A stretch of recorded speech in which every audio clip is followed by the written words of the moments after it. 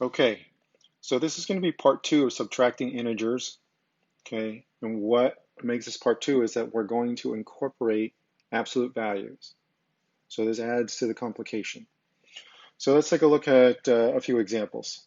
Let's suppose we start with something simple. The absolute value of 6 minus the absolute value of 2. Okay, pretty straightforward. The absolute value of 6 is 6, and the absolute value of 2 is 2.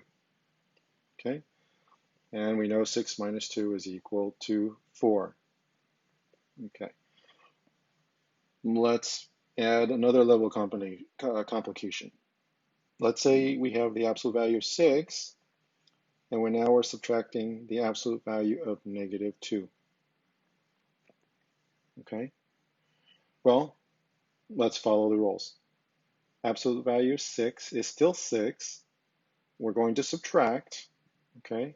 The absolute value of negative 2 is a positive 2, and so we're going to write a positive 2. And now look, the answer is still the same. 6 minus 2 is equal to 4. Let's add another level of complication. Let's say we have a negative absolute value of 6 minus the absolute value of negative 2. Okay, we've got a total of 3 negative signs. This is starting to get a little confusing, but if we follow the rules, we do it one step at a time, it should be pretty clear. Okay, when you have a negative outside of the absolute value, we're going to retain that negative. So we're going to rewrite this as negative. Okay, now we're going to focus in on just the absolute value of 6 right here inside the brackets, right?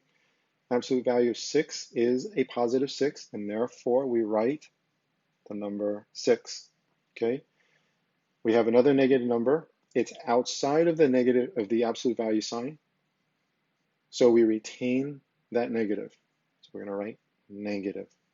Okay, now we're going to look inside the brackets, and we know that the absolute value of negative 2 is a positive 2, and therefore we write 2. Okay, now we're going to rewrite this again so that we know how to calculate this. So a negative 6 plus negative 2. Okay, we know from an earlier lesson that when we have a negative term right here plus a negative term, we're going to add the numbers together. So 6 plus 2 is 8. And because there's a negative sign in front of both terms, we have to keep the negative sign. And so the answer is negative 8. Okay, so up until this point, we've worked with positives and negatives, absolute values. Let's add another term.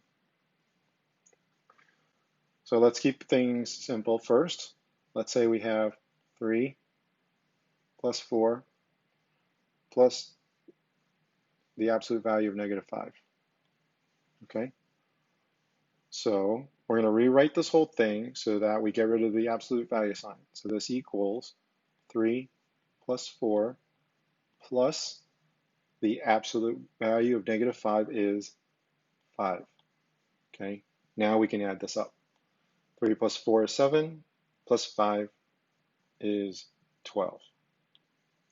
So let's throw in another negative sign because this is how we complicate things a little bit.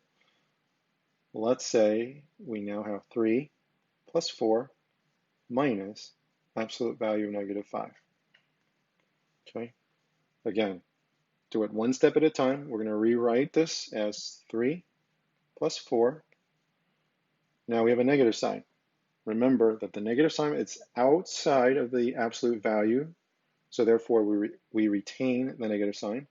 Okay, now we're going to focus in on just inside the absolute value sign, and the absolute value of negative 5 is 5. Okay, now we know that 3 plus 4 is 7. okay, minus 5, that is equal to 2, okay? I'm going to pause there for a few seconds, make sure you understand it.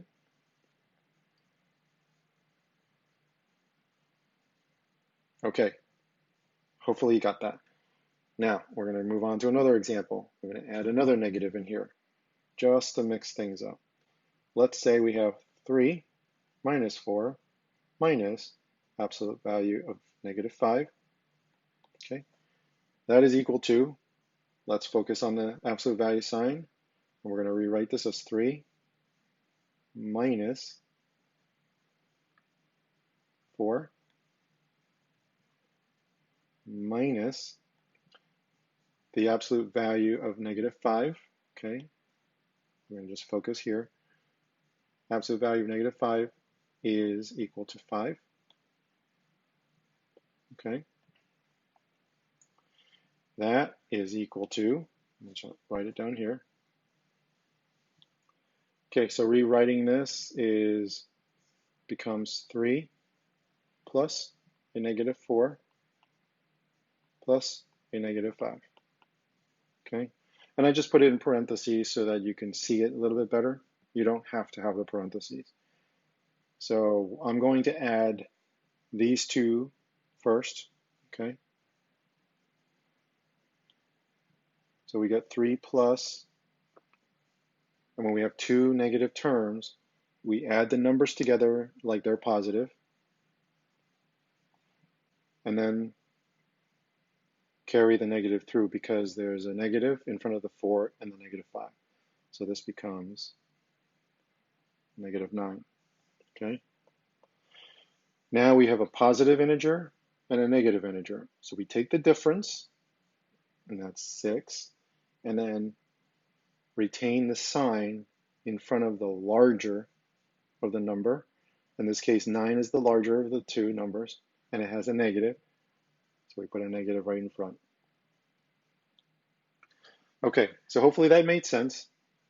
If any of this was unclear, please go back in the video and watch it again. Hopefully it'll make sense the second time through, if not the first. Thank you.